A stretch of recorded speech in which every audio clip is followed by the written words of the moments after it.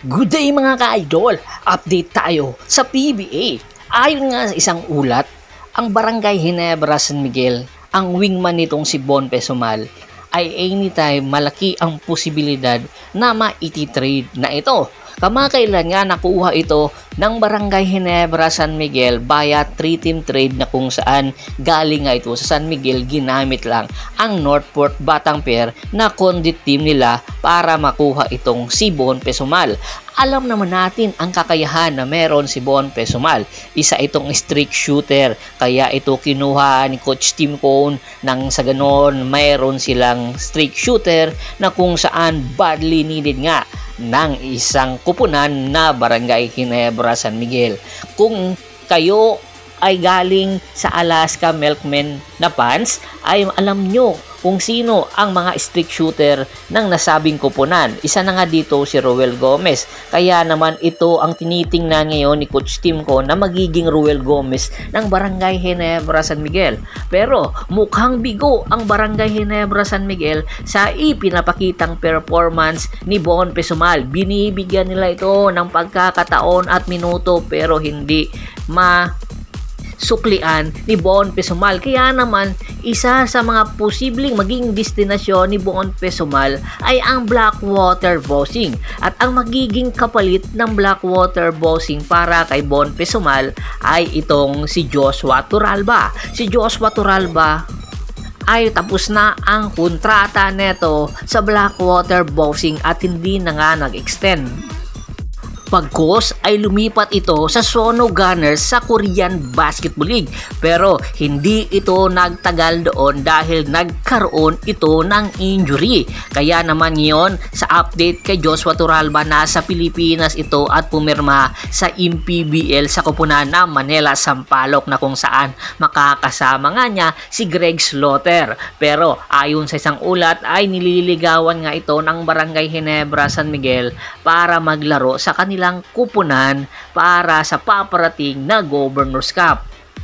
Si Joshua Turalba, isang two-way player at streak shooter na posibleng makatulong sa Barangay Ginebra San Miguel. Ang tanong, ito na nga ba ang hinahanap ng Barangay Ginebra San Miguel na shooter para makatulong sa kanilang kupunan? Yan ang ating pakaabangan dahil kung sakasakali ay hindi basta-basta makakadiretso ang Barangay Ginebra kahit kunin nila itong si Joshua Turalba dahil ang may-ari pa rin ng rights nito ay ang Blackwater Bossing. Kinakailangan talaga nila ibigay si Bon Pesumal papunta sa Blackwater Bossing para makuha ang serbisyo ni Joshua Turalba. Kaya kaabang-abang ang mga susunod na araw ng inyong Philippine Basketball League. Samantala, isa pang ulat, ayon sa isang report, interesado daw ang Rain or Shine Elasto Painters at si Coach Yeng Yao na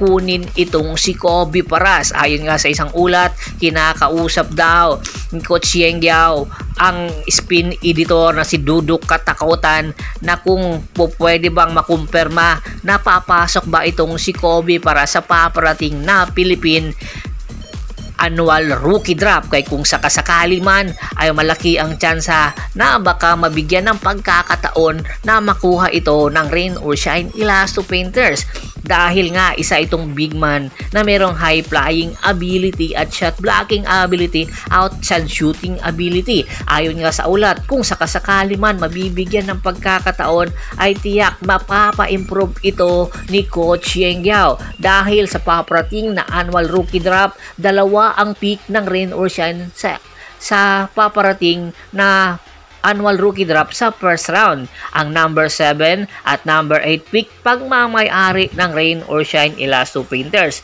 So malaki ang tsansa na makukuha ito ng Rain or Shine Elasto Painters at malaki ang tsansa na mabibigyan ng pagkakataon si Coach Yeng Yao na ma-coach at mapa-improve ang performance ni Kobe Paras. Matatandaan na si Kobe Paras ay noong 2022 pa huling naglaro ng basketball doon sa Japan. Pagkatapos nga ng kanyang stint doon ay hindi na ito nakitaan pa na maglaro ng isang basketball league, kaya naman marami ang nagsasabi Nasa kondisyon pa ba itong si Kobe Paras? Ganon, napaka-trending ngayon itong si Kobe Paras dahil meron pala itong nililigawang aktres na kapuso. Ayon nga sa isang report, burakhang busy daw itong si Kobe para sa panliligaw kaya walang panahon na mag-ensayo at i-improve ang kanyang mga arsenal. Kaya aabangan na lang natin kung ikukumpirma ba ito ng PBA kung papasok ba ito ngayong taon sa rookie draft. Bago pa man natin tapusin ang ating kwentuhan,